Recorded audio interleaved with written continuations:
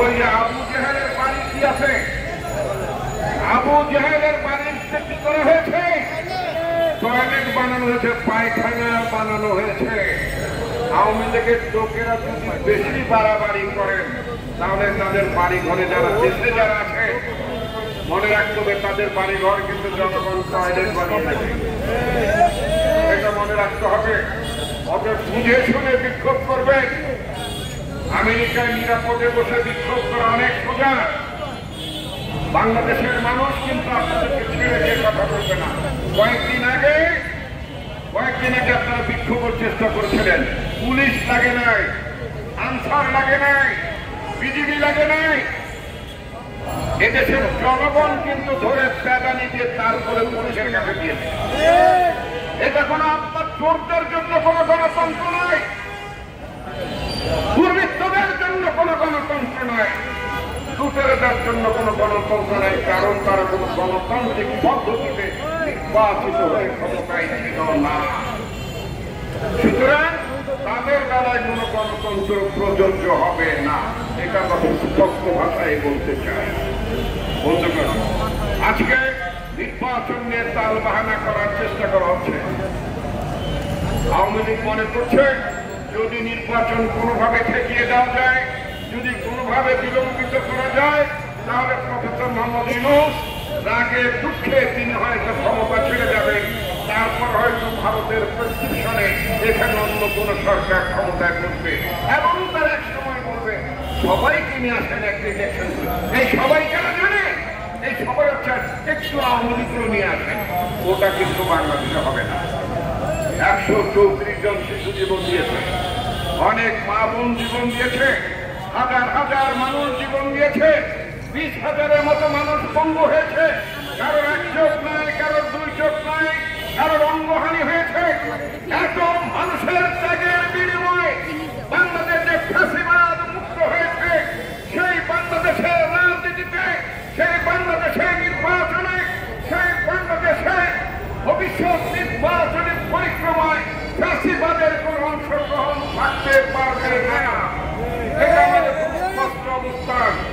আর যারা নানা দফা দাবি নামে নির্বাচনকে বিলম্বিত করার চেষ্টা করছে, মনে করছেন আরেকটু সময় পেলে পেটে ক্ষুধা লাগলে বেশি করে খেতে পারবেন। সেটা কিন্তু আমরা বুঝি। বেশি পেটে ক্ষুধা রেখে তারপরে খাওয়ার চেষ্টা করছেন, তাতে করে কিন্তু একেবারে শরীর এত খারাপ হয়ে যেতে পারে তখন আর খাবারের সময় পাবেন না। সুতরাং যে সমস্ত উদ্ধট কথাবার্তা বলছেন এগুলো বাংলাদেশের সংবিধানে এগুলো নাই, বাংলাদেশের নির্বাচনী ব্যবস্থা এটা নাই, আমেরিকায় নাই, লন্ডনে নাই। যারা সবচেয়ে বেশি গণতন্ত্রের চর্চা করে, এমনকি পার্শ্ববর্তী দেশে ভারতে যারা গণতন্ত্র চর্চা করেন, মোদী সরকারের অনেক বদনাম আছে, সাম্প্রদায়িকতার বদনাম আছে, ভোটটা মোটামুটি তো সেখানে ঠিক হয়। ওই দেশে কি পিয়ার আছে নাকি? ইন্ডিয়া পিয়ার আছে? লন্ডনে পিয়ার আছে নাকি? নাই। যুক্তরাষ্ট্রে আছে? নাই। পিয়ার একটা, সেটা কোথায় জানেন?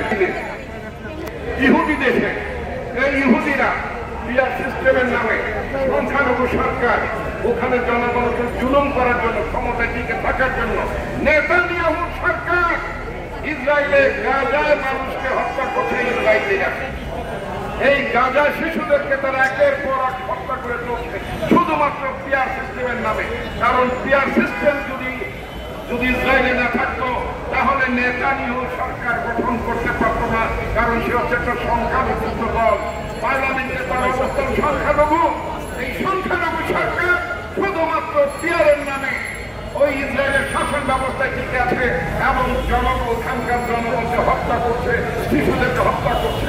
আমরা ইহুদি ব্যবস্থা, এই ব্যবস্থাকে যে ইহুদিদের জন্য জনপ্রিয় ব্যবস্থা পিয়ার, ওই ইহুদিদের পছন্দের পিয়ার বাংলাদেশের মানুষ মেনে নেবে না। বাংলাদেশের মাটিতে এই ইহুদি পিয়ার ব্যবস্থা চলবে না, চালু হবে না। এটা সুতরাং যারা জেনে বুঝে অথবা না জেনে পিয়ার করছেন তাদের জন্য বলতে চাই, বেশি ভাত কিন্তু দুধ দিয়ে মাখায় খাওয়া যায় না। কিন্তু যদি বেশি বাড়াবাড়ি করেন নির্বাচনকে নিয়ে যদি কোনো ঝামেলা পাঠান তাহলে কিন্তু আপনার দায় দায়িত্ব আপনাদের নিতে হবে। বাংলাদেশের গণতন্ত্র বিপর্যয়ের দিকেও চলে যেতে পারে। আমি বহুবার বলেছি, বাংলাদেশের গণতন্ত্র সংকটের মধ্যে আছে, দেশ একটি ট্রানজিশনাল ক্রাইসিসের মধ্যে আছে। এই সময় যদি সকল রাজনৈতিক দলগুলো যদি পরস্পরকে সহযোগিতা না করে, নির্বাচন অনুষ্ঠানে যদি সাহায্য সহযোগিতা না করে, তাহলে বাংলাদেশের নির্বাচন বিপর্যয়ের মধ্যে পড়ে যেতে পারে, যেটা হচ্ছে আওয়ামী লীগ এবং ভারতের নীল নকশা। আমরা আওয়ামী লীগ এবং ভারতের নীল নকশা বাংলাদেশে বাস্তবায়ন হতে দিতে পারি না। যারা নিজেদেরকে দেশপ্রেমিক বলে দাবি করে, যারা নিজেদেরকে গণতান্ত্রিক শক্তি বলে দাবি করে, যারা মনে করে বিদেশি ষড়যন্ত্রকে যারা রুখে দিতে চায়, তাদের দায়িত্ব হবে এই ভারত আওয়ামী লীগের চক্রান্তকে রুখে দেওয়া এবং নির্বাচন আয়োজনের ব্যাপারে আমাদের স্বার্থ অবস্থান রাখা। যদি ফেব্রুয়ারিতে নির্বাচন অনুষ্ঠিত না হয়, বাংলাদেশ অনিবার্যভাবে বিপদের মধ্যে পড়বে এবং ভারতীয় খপ্পরের মধ্যে চলে যাবে আমাদের রাজনীতি, যেটা আমরা হতে দিতে পারি না। বন্ধুগণ, আমি আমার বক্তব্য দীর্ঘায়িত করতে চাই না, শুধুমাত্র একটি কথাই বলতে চাই। বাংলাদেশের মানুষের অনেক ত্যাগ, অনেক রক্ত, অনেক সংগ্রামের বিনিময়ে আজকে একটি গণতান্ত্রিক রাষ্ট্র ব্যবস্থা প্রতিষ্ঠার দিকে আমরা এগিয়ে যাচ্ছি। সেই তার বিরুদ্ধে যে ষড়যন্ত্রগুলো হচ্ছে, সেই ষড়যন্ত্রগুলো রুখে দেওয়ার জন্য দল মত নির্বিশেষে আমাদের সবাই ঐক্যবদ্ধ হতে হবে। আপনাদেরকে ধন্যবাদ। আসসালামু আলাইকুম।